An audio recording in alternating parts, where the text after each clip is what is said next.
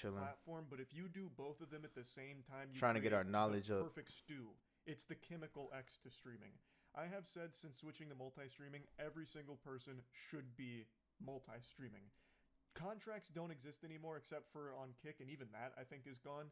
There are no Twitch contracts. There are no YouTube contracts. They've gone extinct, like the saber-toothed tiger. You know, like they have wiped their ass with contracts to creators. So I think you are making a big mistake if you just marry yourself to one of those platforms instead of just doing both, because you can. When people talk about this subject, they only give like the basic rundown, like the nutsack summary of pros and cons. I haven't seen anyone really go over numbers. I'm going to go over numbers. And I really think that the numbers here tell a very complete story of why multi-streaming should be the norm for streamers. It's in their best interest, and for viewers too, because then viewers have a choice on, do they want to watch it on Twitch where they're going to have a much more interactive chat experience, or do they want to watch it on YouTube where they don't care about the chat experience because it's a lot more dog shit. That's what I'm going through right now. Where I got a little small following on YouTube, and Twitch is just not. I don't got a whole lot, but I mean, shoot, just deciding what to go with. Very interesting topic, honestly. But we'll see. Shitty there. It's basically non-existent chat culture on YouTube streaming, but the playback is a lot smoother, a lot higher quality, and you can rewind it, which is a nice quality of life change. Also, it's a lot better on mobile. Twitch on mobile has been a fucking disaster for me for as long as I've tried to watch Twitch on my phone. Also, the ads on Twitch, they're getting outrageous. YouTube streaming doesn't have nearly as many ads, which is a nice breath of fresh air. Like, there are real pros and cons to both, but these are just the basics. And these talking points have been worn out more than my bussy after eating anything with spice in it. So I'm not just going to be baby bird vomiting the same talking points you've heard a million times. Instead, I want to show you the numbers. I want to bring up my biggest, most profitable stream Let's I see it. ever Show did me the on money. Twitch, and Show then me the break money. it down a little bit.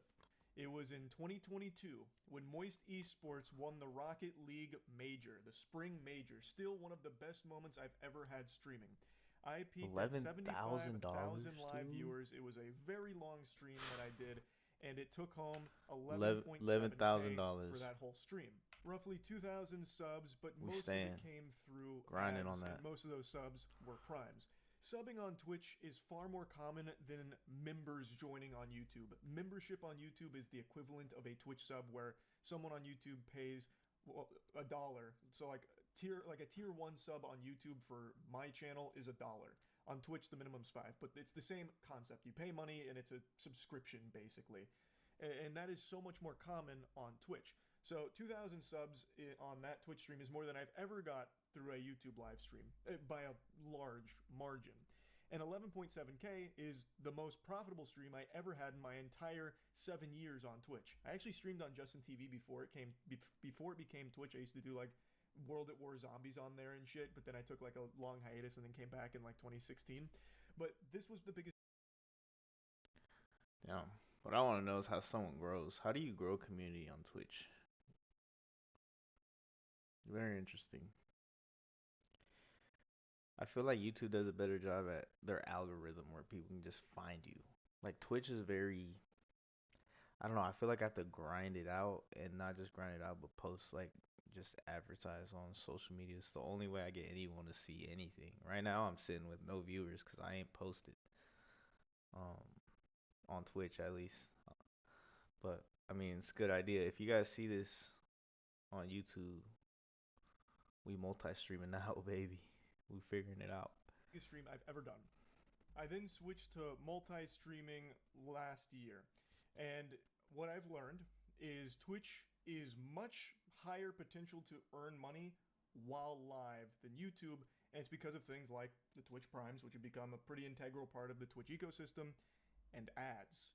Twitch actually has more ads than YouTube, and thus, since more ads are playing, that's more money being generated from those ads to the streamers.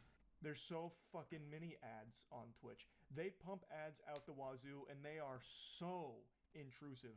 I wouldn't be surprised if in the next couple years Twitch integrates a system into their player that has like eye tracking capability. So if a viewer looks away during an ad break, it'll pause the ad till their eyes are glued right back to it to finish the ad. It's brutal. But it does have higher earning potential while live for those streamers that have all of these ad breaks that are going on. So Twitch has a higher earning potential through live content. And the VODs on Twitch don't make any money. Like, they just don't. I don't even know if they're fucking monetized. And if they are, I don't know if streamers even see a penny of that. Like, not a single one of those fucking clams makes it to a streamer's pockets through the VODs. But Do on people YouTube, watch VODs it's at a all? totally different story. Interesting. My most successful stream on YouTube isn't the one I just had at the Game Awards with over 110,000 live viewers, which is my biggest stream by viewer metrics. The most profitable stream I've ever done, the most profitable anything I've ever done, is this stream right here, my Starfield stream. 4.7 During the stream, million I had views. 31,000 average viewers with a peak of 38K, which is a big stream. That is a big stream for me. It's actually more average viewers Some than good the numbers. Rocket League one. But the Rocket League stream not only was a longer stream, but had a higher peak, Boy, and thus you would Penguinz0, expect man. make more money Doing his because of thing. the ads and the subs that came through. Well, what if I told you that's not the fucking case when it comes to YouTube streaming? Because this Starfield video actually made $84,000. $84,000 for a 84K. 4-hour stream just playing mid-poop ass Starfield. The actual, like, this was like an insomnia, try not to fall asleep challenge, basically. Damn. $84,000. 84,000. And it's not because the 31,000 viewers all of a sudden just started, buying memberships or donating tons and tons of money. This wasn't like the biggest documented case of credit card fraud and money laundering that the internet's ever seen.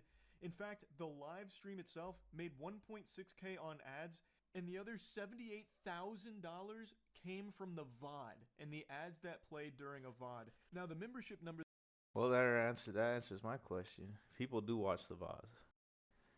People do watch the VODs. Apparently, people watching this, 84,000.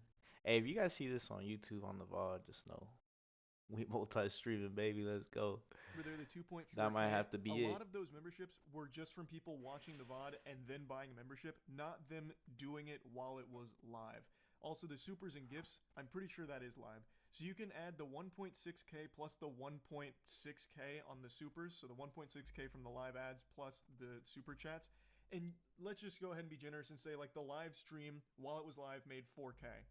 The other $80,000 came from the VOD.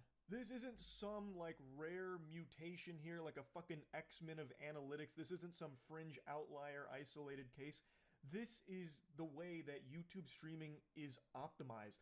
YouTube streaming is kind of just an afterthought for the platform. YouTube has always been about VODs, the videos itself. So when you finish a stream, it becomes a VOD, and that enters into the YouTube algorithm. And YouTube is extremely efficient at monetizing VODs. So finishing a 4-hour Starfield stream, it immediately saved as a VOD and made tons and tons of money through the VOD. Whereas on Twitch, I don't even think VODs are monetized. And if they are, it's not the creators making the money from the VODs, I don't think. YouTube is a totally different story. You don't make as much money while you are live from people buying memberships or donating money or anything like that. And their ads aren't that frequent on YouTube live streams, thank heavens. But what you miss in live revenue, you make up for with VOD revenue 10 times over. What I showed you with the Rocket League stream was my biggest, most profitable Twitch stream I ever did. So even when I was a daily streamer for like 6 to 8 hours a day for years, averaging between 10 to 20,000 viewers, fluctuating, I would usually be making between 4 to 6K a day. And that was like the norm, with the occasional 4 to 6K a day, man. This dude's balling. Balling. peak going up to like 8 or 9, and then that being the biggest at over 11. But right now, my viewership combined on YouTube and Twitch is if I higher make than $1 it ever on was this shit, just Twitch. I'll On be happy. YouTube, I So average between we 10 gonna to figure it out, 12K bro. a stream, and on Twitch, it's between like 5 and 6K. It really just kind of depends on what I'm doing at the time. But on Twitch, you'll make more money while live and make nothing once the stream ends. On YouTube, you'll make less money while live and then could make 5 times as much from just the VOD. On Twitch, when the stream ends, it's basically forgotten. That's lost media at that point because no one's fucking watching Twitch VODs, it seems. On YouTube, when the stream ends, well, now the journey's just begun. Like now, there's no telling what that can generate. Like, take this for example. This was a very normal, pretty low key stream. I was just replaying Gears of War, one of the most important games in my life. This wasn't a brand new hot release that would be like Goated ass game. algorithmically Just had to put successful. that Like, out it's not like something the algorithm will be salivating over, pushing out a Gears of War live stream.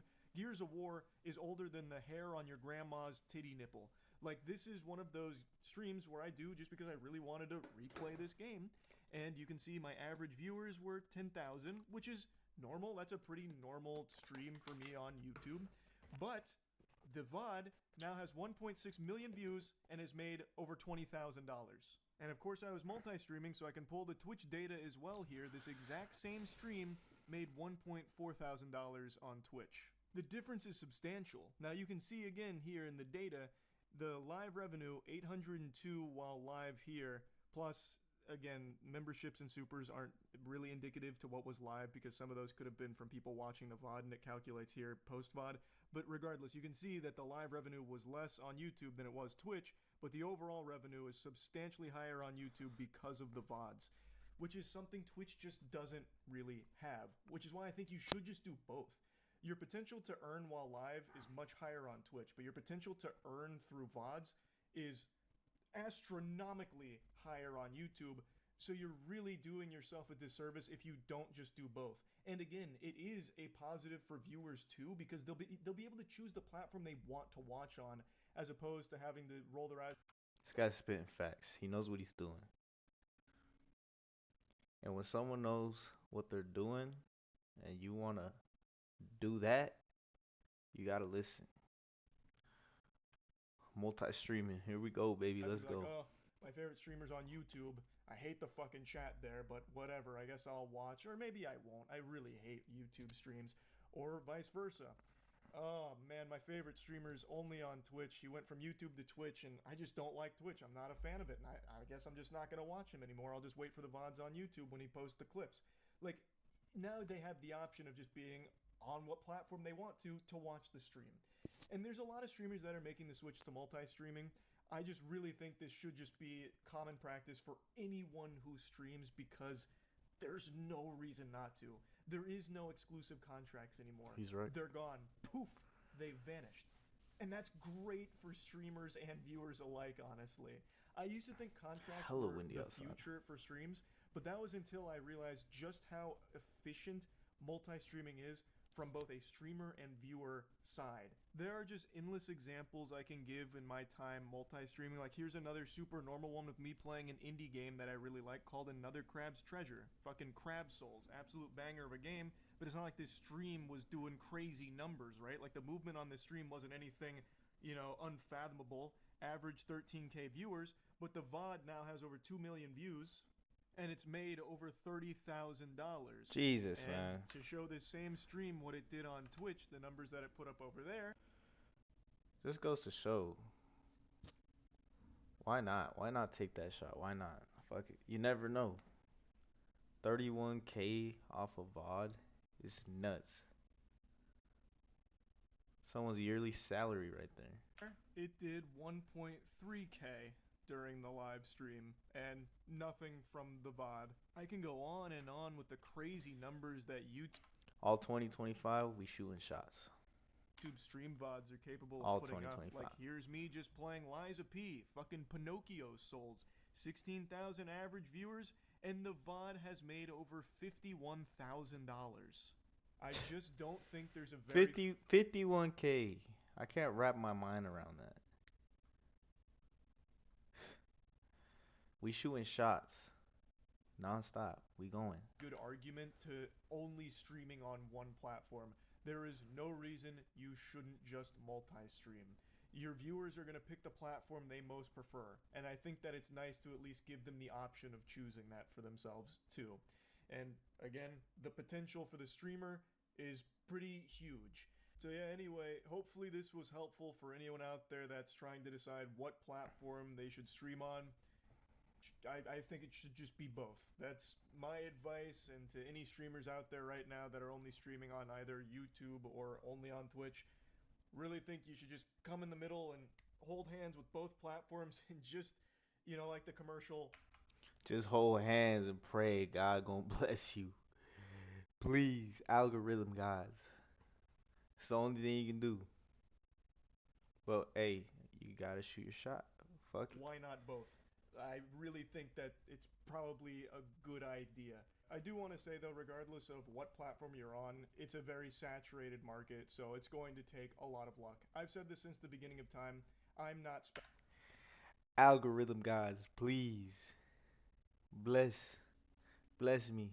special. I got lucky. You could be making the best content the world's ever seen, turbo cheek clapping, slapping, banger, heater after heater, but at the end of the day, it's all about having that one lucky break that puts it in front of people's peepers and gets them interested. The only thing you have control over is the consistency. So that way you'll have like a catalog of videos that people can go back and watch after they might find that video that popped off through luck. So that's really about it. So yeah, I appreciate you, Penguin. Boy, Penguinz0, man. He's the truth. He's the truth, man.